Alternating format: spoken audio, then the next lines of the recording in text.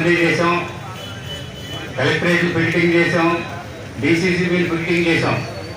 ఇంత పోరాటం జరుగుతున్నటువంటి ఆనాడు సిపిఎం రాష్ట్ర కార్యదర్శిగా ఉన్నటువంటి కొరటాల సత్యనారాయణ గారు మనకు మద్దతుగా అప్పుడు కోఆపరేటివ్ మినిస్టర్గా ఉన్నటువంటి కన్నా లక్ష్మీనారాయణతో మాట్లాడి మనల్ని తీసేయకుండా ఆపించినటువంటి పరిస్థితి ఆ రోజున ఉంది. ఆ రోజు నుంచి కూడా 2001 నుండి కూడా సిపిఎం మన ఉద్యమానికి మద్దతుగా నిలబడతా ఉంది. 2006లో రాజశేఖర రెడ్డి ప్రభుత్వం ఉన్నప్పుడు సహకార సంఘాలని మండలానికి ఒకటే చేస్తాం, మండలానికి ఒకటి చేసిన తర్వాత 8,000 మంది ఉద్యోగులు ఎక్సెస్ అవుతారు, వీళ్ళని తీసేస్తాం తప్పకుండా అని చెప్పారు. మనం పోరాడాం. మన పోరాటానికి మద్దతుగా అసెంబ్లీలో సిపిఎం ఎమ్మెల్యేలు అందరూ కూడా గోలకంటి రంగారెడ్డి, సొన్నవ రాజయ్య, అనిల్ కపూర్, ఇంకా అనేక మంది, నమో నరసింహయ్య ఎమ్మెల్యేలందరూ కూడా, సిపిఎం ఎమ్మెల్యేలందరూ కూడా మనకు మద్దతుగా నిలబడ్డారు. 2009లో 2006 నుండి కూడా కోఆపరేటివ్ ఉద్యోగులకి స్కేల్స్ కావాలి, స్కేల్స్ నిర్ణయించాలని చెప్పి కోరడం. 2019లో సమ్మె చేసాం.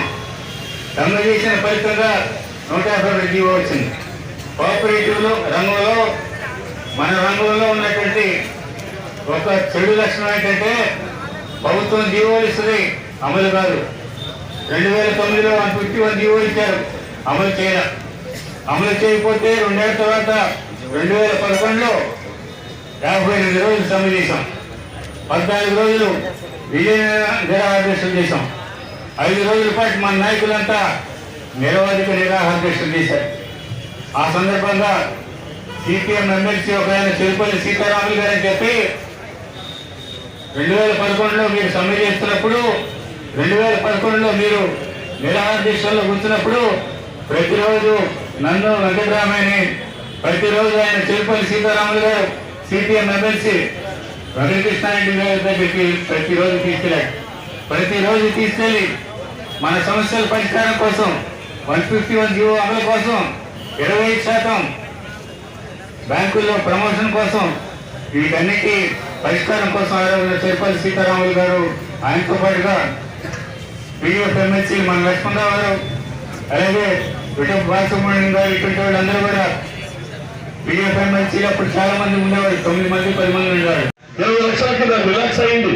ఈరోజు స్టీల్ ప్లాంట్ లో కానీ ఎక్కడైనా పనిచేసే వాళ్ళు, ఎంప్లాయీస్ గా ఉన్న వాళ్ళు 20 లక్షల వరకు తీసుకుంటున్నారు గ్రాట్యుటీ. మీకు 2 లక్షలు సీలింగ్ పెట్టాల్సిన అవసరం ఏంటి?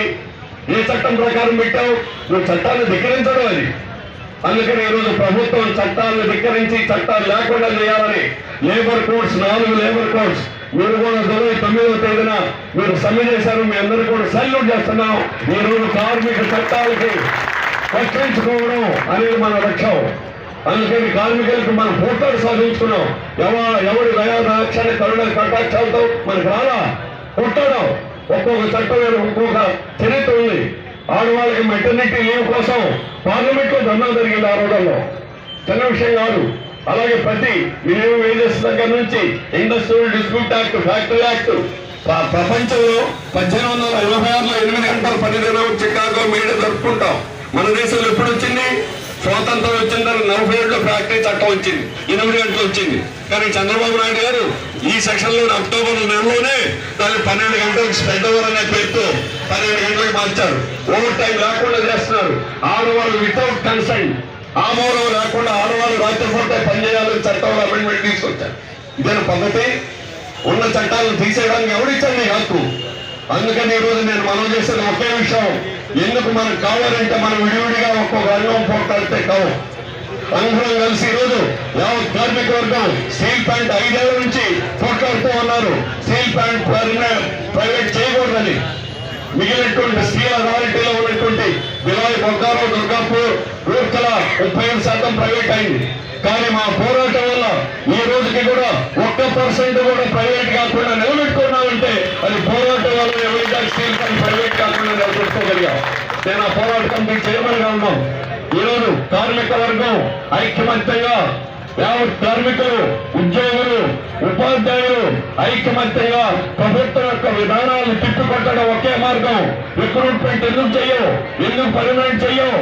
ఎందుకు పెన్షన్ ఇవ్వవు అని విధానాలని కేంద్ర రాష్ట్ర ప్రభుత్వాల్ని ముద్దాయిలుగా నిలయాలి. మన రాష్ట్రంలో దరిద్రం అంటే వాడున్నా ఏడున్నా ఎవరున్నా డబుల్ ఇంజనే.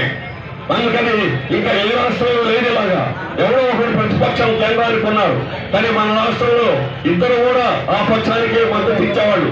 అందుకని ప్రత్యామ్నాయ విధానాల గురించి ఆలోచించండి, కేవలం ఉన్నటువంటి మార్గం ఆలోచించండి. అందుకని యావత్ కార్మికులు, ఉద్యోగులు, ఉపాధ్యాయులు ఐక్యంగా పోరాడాలని చెప్పేసి మనం చేస్తున్న అవకాశం ఇచ్చినందుకు హృదయపూర్వకంగా ధన్యవాదాలు తెలియజేస్తున్నాను.